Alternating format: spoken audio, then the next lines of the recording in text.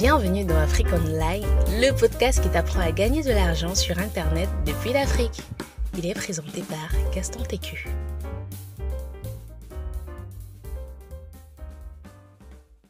Hello, j'espère que tu te portes bien, j'espère que tu vas bien, j'espère que ta journée a bien commencé ou bien ta journée s'est bien terminée.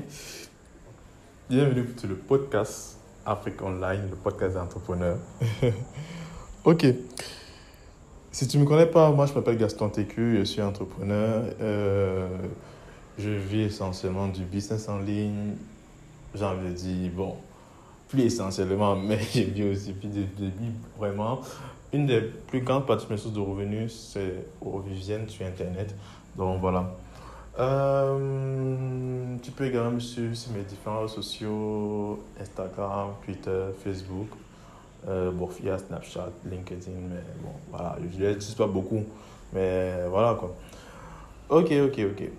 Comme tu l'as vu sur le titre, c'est beaucoup de choses qui sont passées, la dernière fois. Et comme je l'ai dit dans le précédent podcast, j'ai dernièrement déposé une demande d'emploi pour diverses raisons que je ne vais pas répéter parce que je l'ai déjà dit dans le précédent podcast. Je te recommande de l'écouter d'abord si tu ne l'as pas encore écouté pour mieux comprendre celui-ci. Et aujourd'hui, je suis salarié, en même temps entrepreneur. Donc, j'ai des activités, mais en plus, j'ai également un travail. Donc, voilà, je fais un peu des deux. Comme me disais toi, je cherche le beurre, là, du beurre, entre guillemets. Donc, voilà. Comment se passe? J'ai fait près de plus d'un an, plus d'un an. Parce que dès que je suis sorti de l'école, avant de sortir de l'école, j'étais déjà à mon propre compte. Sorti de l'école, je continuais dans mon propre compte. Et j'ai passé toute l'année 2021 sans emploi. Pas que je n'en trouvais pas, mais que je ne voulais même pas en avoir en fait. Je ne voulais vraiment pas en avoir. Et là maintenant, je suis là, un emploi. Au niveau de Bonanjo, c'est le centre-ville de la ville de Douala. Et bon, c'est assez bien, ça aussi, il n'y a pas de souci, ça me convient. Voilà, qu'est-ce qui était le plus dur par rapport à ça? Il y a d'abord le réveil. Voilà, le réveil, c'est possible ça. J'ai l'habitude de me réveiller à 7h, 7h par là. C'est vrai que dernièrement, j'ai commencé à dire que bon, il faut que je me réveille à 6h. Voilà, j'ai l'habitude de me réveiller à 7h, 6h, voilà. Donc je dormais un peu, et quand il pleuvait, je ne me bougeais pas du lit, j'étais déjà couché sur le lit comme ça. Oh, je vais dormir, je vais rester au lit, c'est des choses. Mais depuis, c'est plus ça, depuis, c'est vraiment plus ça. Je suis obligé de me lever à... Là, c'était ma première semaine, quoi. C'était ma première semaine. Et là, je suis obligé de me lever à 5h par là pour y arriver. Donc, 6h également. Je me prépare pendant 30 minutes. À 6h30, je sors de la maison. Et c'est juste dernièrement, vraiment, niveau transport, c'était chaud. Parce que, comme, étant donné que je suis vraiment, j'ai dit très loin de Bolanjo, et j'ai donc demandé à des amis, à des proches qui travaillaient aussi dans la zone, que voilà, vous habitez dans la même zone que moi et vous travaillez dans la même zone que moi. En fait, comment niveau transport, vous prenez quoi? Tout ça, ils m'ont dit non. En fait, on prend le même parcours qu'on prenait lorsqu'on faisait l'université. Et c'est assez long. Pour ceux qui connaissent cette vidéo-là, quitter de Lokpom à Dedo à Bonanjo, c'est assez chaud. C'est vraiment assez chaud, quoi. Et j'ai pris le transport là, le chemin là, lundi à jeudi. Mais Seigneur, ça m'a fatigué. Ouais. C'est vraiment pour dire en fait, très souvent, on a beaucoup de choses qui sont là comme des habitudes. Les experts disent souvent que 70% de ce que nous faisons requiert de nos habitudes. Donc, on le fait sans aucune réflexion. Or, moi, je dis que, mais attends, est-ce que c'est vraiment le meilleur chemin pour arriver là où je veux arriver? Est-ce qu'il n'y a pas d'autres chemins, d'autres possibilités? Parce que faire ça tous les matins, je prends près d'1h30 dans les transports, c'est long. Et tu prends, et le pire, c'est que ici, par exemple, à Bolanjo, puisqu'à Douala, il y a deux moyens de transport, les motos et les taxis. Et les motos n'entrent pas à Bolanjo. Or, moi, je prends énormément la moto. Donc, je suis un peu coincé, quoi. Ça fait que quand tu veux prendre taxi, tu prends taxi jusqu'à Dedo, jusqu'à une partie, ça te laisse à Dedo, après tu arrives à Dedo. Tu vas prendre le taxi pour arriver à Bolanjo. Mon Dieu, les embouteillages de ça. Donc, je suis dans la voiture, on se dit que, ouais, Seigneur, qui m'a envoyé? Ça te traumatise, en fait. Et tu sais pas comment ils font aussi pour se passer ça tous les matins. Gars, ça m'a fait tellement bizarre. Tu sais comment j'ai d'abord serré. Il y a souvent une matérielle aussi qui entre, elle est, je sais pas, peut-être elle a fait son 10 accouchements. Ben, c'est bon, ça m'a. Et quand je me suis dit que, gars, tous les matins, on fait ça, non, il doit avoir une autre solution.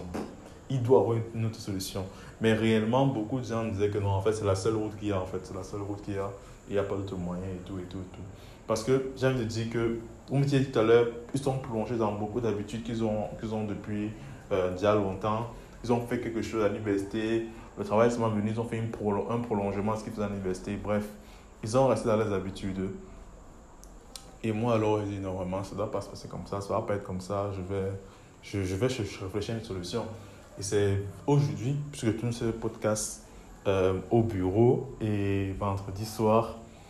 Aujourd'hui, alors, je dis attends un peu, gars.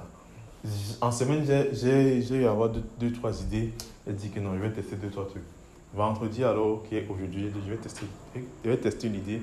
Et j'ai testé dans l'idée, elle marchait.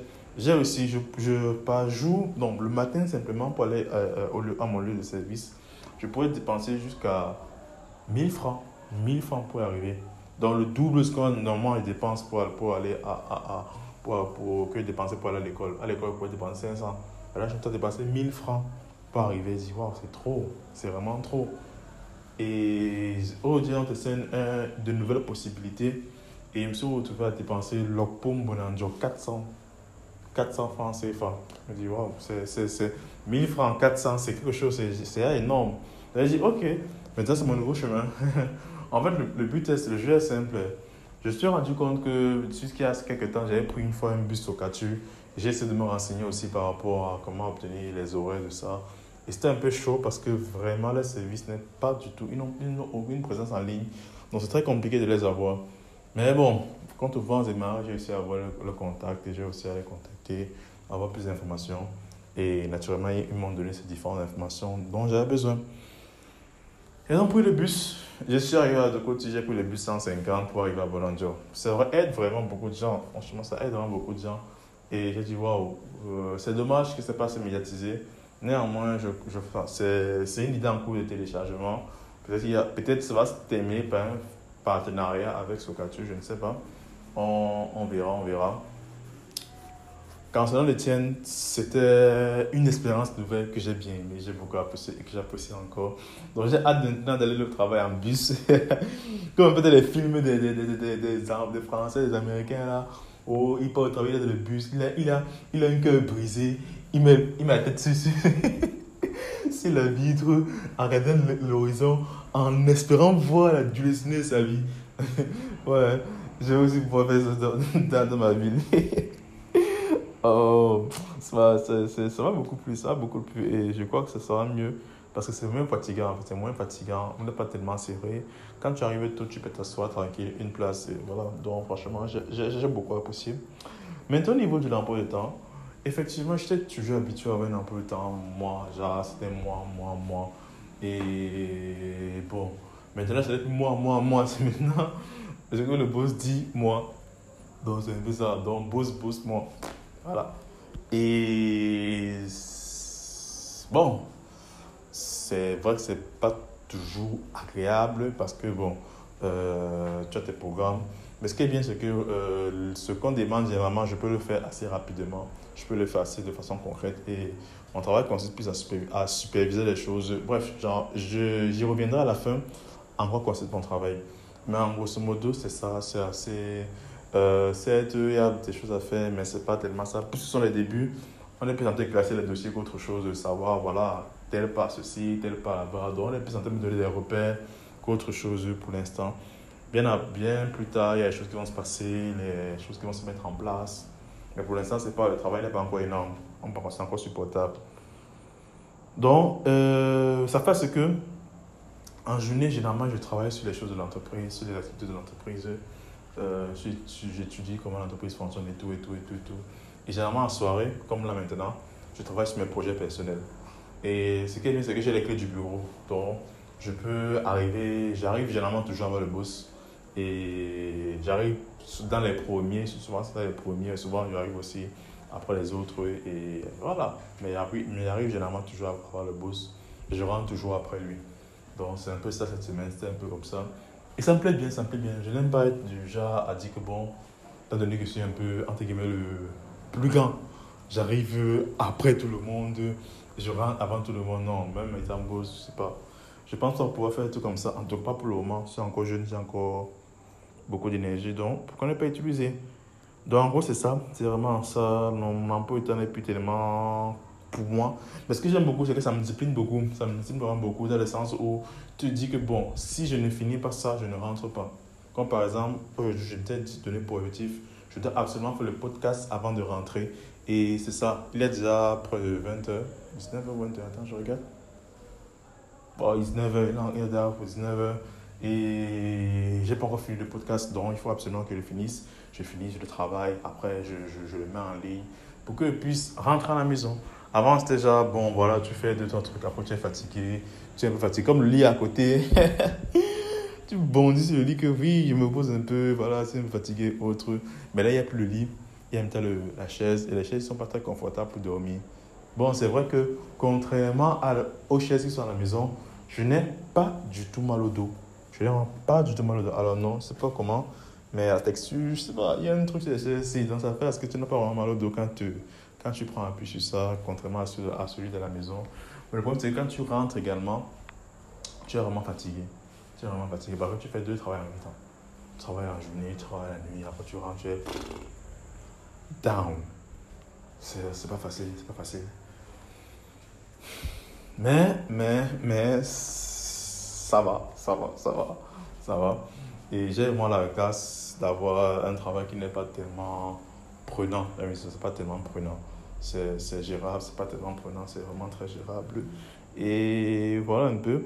Ce qui se passe, c'est que très souvent, à l'heure, c'est souvent, je suis seul, je peux fermer la porte du bureau et commencer à travailler sans que quelqu'un m'interrompe, quelqu'un me dérange. Donc voilà. Et bon, la question maintenant, c'est bon, en quoi consiste mon travail concrètement? En fait, j'ai envie de dire, j'ai un poste de manager, on va dire ça comme ça. Tout d'abord, après le boss, c'est moi. Pour faire un peu clair, après le boss, c'est moi. Après, dans la hiérarchie, après le boss, c'est moi. Et c'est moi qui supervise les autres. Et genre, si les employés ont un problème particulier, ils viennent me voir. Et étant donné que le boss également est le gérant de l'endroit où on est, parce qu'il y a plusieurs, c'est un immeuble carrément. Donc, il y a plusieurs locataires. Donc, le locataire vient aussi me voir. Et par rapport aussi au projet de l'entreprise, je dois discuter avec le boss comment réussir à faire telle chose à partir de telle chose. Donc, tu vois un peu. Bon, c'est vraiment ça, un poste de manager. Ma formation ne m'a pas tellement aidé à avoir ce poste. C'est plus mon expérience entrepreneuriale qui m'a aussi boosté, qui m'a aussi propulsé, qui m'a aussi donné un peu un plus de le fait d'avoir ce poste. Parce que là, ça fait ce que, étant donné que le boss sait que j'ai eu à travailler, j'ai aussi des activités en parallèle, il est conscient que j'ai déjà une certaine expérience, donc il y a des choses qu'on peut gérer à distance facilement et tout ça. Naturellement, il y a des choses qu'on doit gérer forcément en présentiel parce que j'ai besoin de le voir pour ça. Donc voilà un peu. En gros, encore ce qu'on travaille, c'est plus une question de management, supervision et autres. Parce que là, on est en train de vouloir prendre de nouveaux employés. Puisque l'entreprise était vraiment dans un bon moment. Ça avait vraiment des revenus passifs. Mais là, on est en train de vouloir lancer de nouvelles activités. Et j'ai me dit quoi? Oui, la nouvelle activité, mais on a besoin de recruter. Et pour l'instant, il faut d'abord qu'on me forme moi-même à pouvoir gérer les choses. Et par la suite, lorsque je serai bien formé, on va pouvoir recruter. Quand tout sera bon, tout sera calé, tout sera excellent, on va pouvoir commencer à recruter les gens. Donc, voilà un peu encore quoi c'est mon travail. Superviser, manager, gérer. Et aussi, ce qui est souvent un peu bizarre, c'est quoi? Même pas bizarre, c'est un point que bon, je me dis, c'est comme ça quoi.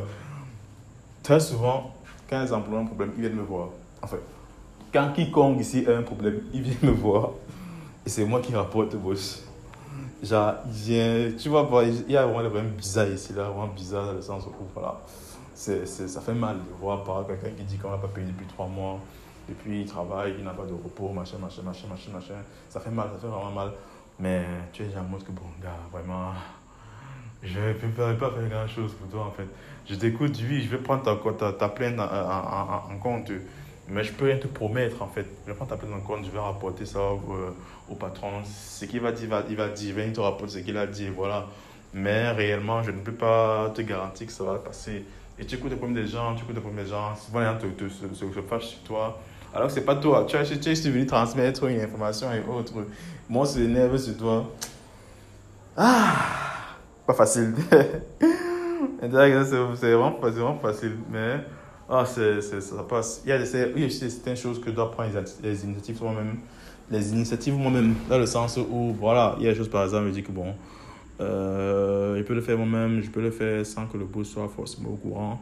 Pas que c'est mauvais, mais il ne sera pas contre, parce que c'est une activité qui va servir à l'épanouissement de l'ensemble du personnel.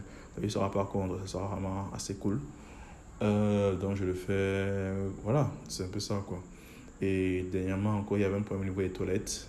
Au niveau des toilettes, il y avait un gros problème, un problème d'eau. Il a fallu que j'appelle le boss, ça passe comment, machin. Je devais voir un plombier, pour qu'il répare ça avant le week-end.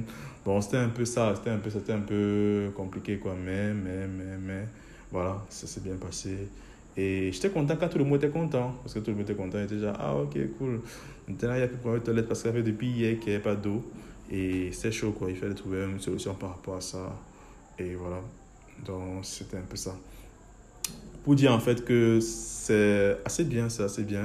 Ce que je vais encore ajouter dans l'histoire, c'est que vraiment, très souvent, on est dans notre zone de confort et après, bon, on ne veut pas en sortir. J'ai dernièrement vu une amie à moi, même pas vu, discuter avec une amie à moi, elle me disait en fait que elle dit non Gaston, moi je suis les entrepreneurs, je suis Philippe Simo, Stéphanie Bida, Claudine Bissi, je les suis, elle a cité plein de noms, je les suis vraiment beaucoup. Maintenant, niveau entreprendre, tu as quel niveau ma mère? C'est là que ça devient compliqué. Que non, tu sais, moi j'attends je veux d'abord vraiment bien me lancer, me prépare me prépare pour pouvoir mieux me lancer, patata. Depuis des années, la fille là se prépare, depuis des années. C'est quelque personne qui ne finit jamais, non. Tu veux seulement quel diplôme? C'est aussi ça en fait, c'est bien d'écouter tout ça, mais je te conseille vraiment de te lancer toi-même dans l'entrepreneuriat. Maintenant, est-ce que j'ai réussi à gérer les deux? Est-ce que c'est facile de gérer les deux? Non, pas du tout, c'est pas facile. C'est vraiment pas facile de gérer les deux. Mais c'est faisable et voilà, c'est faisable, c'est vraiment jouable et faisable. Donc en gros c'est ça, c'est vraiment ça, je peux gérer les deux. Ça fait ce que je dois travailler 2 fois plus, ou pas 2 fois plus, mais je dois travailler plus ou moins, plus longtemps. Bref, je dois travailler plus en fait, Mais le jeu en vaut la chandelle, franchement le jeu en vaut la chandelle. Et j'apprécie vraiment ce que ça te produit. Ça me permet d'être plus discipliné, plus ordonné et plus pragmatique dans ce que je fais. Donc voilà. Et voilà. On a un peu le bilan de ma première semaine. C'était plutôt bien. C'était un peu déboussolant parce que j'avais 1 an que j'ai pu faire ça. Et je me rappelle encore d'une amie, d'une connaissance qui, là, ça va peut être bizarre, mais bon, c'est une connaissance en moi. Elle aussi, elle est entrepreneur. Elle est entrepreneur. Et elle avait une boutique, elle avait un salon de coiffure. Elle coiffait, elle vendait les perruques, tout ça, etc. Et bon, la famille, étant donné que c'est la grande sœur qui, entre guillemets, s'en sortait plus que les autres, on venait tout le temps là glatter de l'argent. Donc, ouais, voilà, tel qui est malade, ouais, voilà, ce qui est malade. On a même donné, sa petite sœur, il y a un enfant, on a même donné le nom sur son nom pour dire, voilà, ton homonyme. Elle est là, elle n'a pas l'emploi à l'école. Et chaque fois, elle a comme ça à piocher dans le capital de l'entreprise. Gérer aussi, voilà, institution, ainsi de suite. Et au final, l'entreprise a coulé naturellement parce qu'elle dépensait beaucoup et elle faisait en très peu. Et là, en fait, le jour de la réunion familiale, elle vient dire que vraiment, les gars, je n'ai plus d'argent pour me lancer. Est-ce que vous pouvez me donner un peu d'argent pour que je puisse me lancer? Parce que vraiment, j'ai budgété beaucoup d'argent pour vous aider. Aider les petits frères, vous aider vous, machin. Elle a dit que non, tu nous aidais comment? Est-ce qu'on t'a envoyé, si tu gérais mal, c'est tout. Ton business a coulé parce que tu gérais mal. On ne peut pas te donner l'argent pour que tu gères comment? On ne peut pas faire ça. Le jour-là, elle était dépassée que mince. C'est vous qui me dites ça. C'est vous qui me dites ça. Que j'arrive pas à quoi, mon frère? Gars, j'ai tout perdu à cause de vous. Maintenant, on me dit que je gérais mal et autres. Et on a dit non, au début, toi, tu peux me trouver un emploi quelque part pour gérer tout. Et tu sais, quand tu étais entrepreneur pendant longtemps, pas déjà plus d'1 an, dis que tu as retrouvé l'emploi, ça demande vraiment d'être, je ne vais pas dire fort, mais ça demande vraiment d'être fort. Vraiment être fort, vraiment de dire ok, je me résigne. Comme je t'ai dit, les raisons pour lesquelles j'ai cherché un emploi, je l'ai expliqué dans le podcast précédent. Tu peux l'écouter. Mais réellement, c'était vraiment un besoin fort que j'avais pour pouvoir régler les situations que j'avais causées. Donc, c'était un peu ça. Et elle, c'était chaud, c'était vraiment chaud. Étant donné que c'était une belle dame, c'était une belle jeune fille, elle était une belle fille et autre. Elle a décidé de se lancer dans ce qu'on appelle communément la vente de piment. En français, facile, en français, propre, c'est la prostitution. Donc, elle met ses services en ligne, tu l'appelles, tu viens d'un endroit, d'un hôtel, bien d'un motel, vous couchez ensemble, tu lui payes 10 000, après tu repars, chaque chose. Elle a commencé à faire ça. Et elle disait que, bon, quand elle a envoyé, elle me disait que, non, en fait, elle fait ça jusqu'à avoir son capital. Jusqu'à met de l'argent de côté pour avoir le capital nécessaire pour se lancer. Tu vois un peu, parce qu'elle aussi a des enfants aussi qu'elle amène à l'école et tu vois, elle ne peut pas repartir, se faire crier. Enfin, quelqu'un crie sur elle, la gronde et insulte, elle dit qu'elle ne peut pas supporter ça. Mieux, je carte les cuisses, on fait les choses comme ça, et à la fin, j'envoie mes enfants à l'école avec l'argent et avec l'autre partie de l'argent, je mets de côté pour pouvoir lancer mes activités. C'est ça qu'on est entrepreneur. Je n'encourage pas ça, bon. C'est juste pour dire que quand, souvent, en tant qu'entrepreneur, on a de la peine à retourner dans le salariat. C'est vraiment difficile, mais au grand mot, les grands moyens, quand c'est nécessaire, n'ayons pas honte de retourner. Il n'y a aucune honte à avoir à retourner pour assumer les conséquences de ses actes ou ses erreurs. Ok, c'est tout pour l'épisode d'aujourd'hui. J'espère que ça a pu t'édifier, j'espère que ça a pu te bénir. Partage-le à tous tes proches, sur les différents réseaux sociaux, WhatsApp, Facebook, Twitter, Instagram. Surtout, n'hésite pas à laisser une note sur iTunes où que tu sois, laisse une note et un commentaire. Ça nous aide vraiment beaucoup au niveau du référencement. J'espère vraiment que ça a pu être utile et que ça t'a beaucoup édifié. Sur ce, on se dit à la semaine prochaine. Ciao! Merci d'avoir suivi notre podcast. N'hésitez pas à nous donner une note sur iTunes, à nous suivre sur nos différentes pages pour être informé en temps réel de nos différentes promotions et offres. C'était Afrique Online, le podcast qui vous apprend à gagner de l'argent sur Internet depuis l'Afrique. Et on se dit à la semaine prochaine.